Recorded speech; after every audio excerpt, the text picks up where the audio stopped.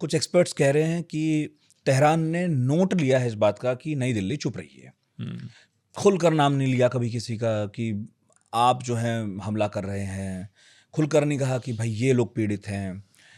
उस दौरान खामनेई की जो हत्या हुई उसमें भी कोई ऐसी बात नहीं कही हमने, ना किसी हैंडल पर लिखा। नहीं 5 दिन तक तो चुप ही रही, हम हाँ, तो साइन मतलब करने नहीं गए सब उनकी चुपचाप किताब। बैठे रहे। फिर जब ज़्यादा क्रिटिसिज्म हुआ तो एक ब्यूरोक्रेट यानी फॉरेन सेक्रेटरी को भेज दिया, फॉरेन मिनिस्टर तक को नहीं भेजा। जबकि यहाँ पर ये चलता भी रहा कि भाई ईरान हमारे जहाज निकलने दे रहा है, हमें तो कुछ नहीं कहा जा रहा है। तो ईरान के देखने का नज़रिया कितना बदलेगा इसके बाद? मुझे लगता है कि बदलेगा, क्योंकि आक्रमण से 2 दिन पहले जाके हमारे प्रधानमंत्री ने वहाँ पे गले चिपटे नेतन्याहू के, सेनेट के, वहाँ कहा कि ये मदरलैंड है, हम ये फादरलैंड है, हम मदरलैंड है। और उसके बाद तो ये एक खबर, तो ये एक अजीब व गरीब, मैंने जैसे बता रहा था कि वली नसर कह रहे थे जो ईरानी प्रोफेसर हैं अमेरिका में, कि ईरान में ये खबर उड़ी हुई है कि ईरानी जहाज़ जो मारा गया इंडिया के कोस्ट के पास, जो यहाँ से सेलिब्रेशन के बाद जा रहा था हमारी प्रेसिडेंशियल रिव्यू के बाद, उसकी लोकेशन इंडिया ने दी है, वहाँ पे ये उड़ी हुई है। वो बहुत नाराज़ हैं कि वो बहुत बड़ी ट्रेजेडी मानी जा रही है कि वो तो निहत्ते थे, वो जंग में नहीं थे, वो तो आर्म्ड नहीं था वो जहाज़, और उसको मार दिया गया। तो मुझे नहीं लग रहा। और फिर चाबहार को भी हमने तो हाथ खड़े कर लिए चाबहार पे भी।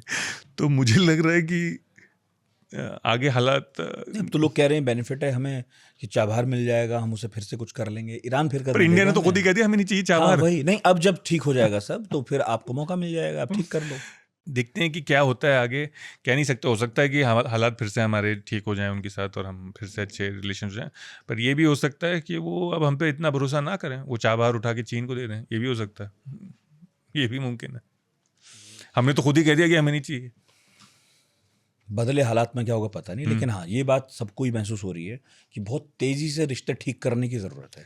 अब हम उन्हें कुछ ऐसा ऑफर करें जब चीज़ें नॉर्मल हो जाएं, कि उन्हें लगे कि चलिए जो हुआ ठीक हुआ, क्योंकि अमेरिका से हमारे भी कोई बहुत खास संबंध नहीं रहा उस दौरान कि हम कुछ कह लेते। अमेरिका तो हमारे जहाज़ों में मार रहा है धनाधन मिसाइल। अरे आप समझिए, उस जहाज़ 3 आदमी तो मार दिए, वो जहाज़ भी बेकार कर दिया आपने। जब उसके इंजन रूम में मिसाइल मार दी, वो जहाज़ बेकार हो गया। वो तो कई 100 करोड़ का एक जहाज़ होता है जो बेकार कर दिया उन्होंने, और उसके ऊपर कई हज़ार। फिर कोई माफ़ी नहीं, कोई माफ़ी नहीं। मार्को रूबियो का ऐसा ही कुछ बयान आया, जबकि अभी 2-4 हफ्ते पहले वो यहाँ दोस्तियाँ गांठ रहे थे और हम लोग कह रहे थे कि डैमेज कंट्रोल करने आए हैं।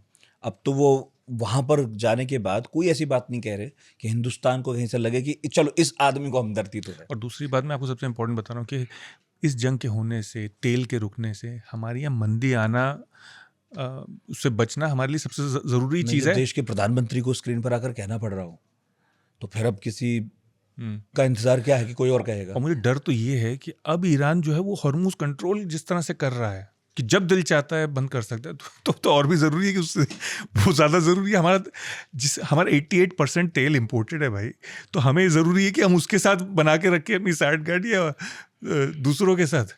जब सबसे इम्पोर्टेंट चीज़ किसी मॉडर्न इकोनॉमी के लिए एनर्जी है, एनर्जी सिक्योरिटी।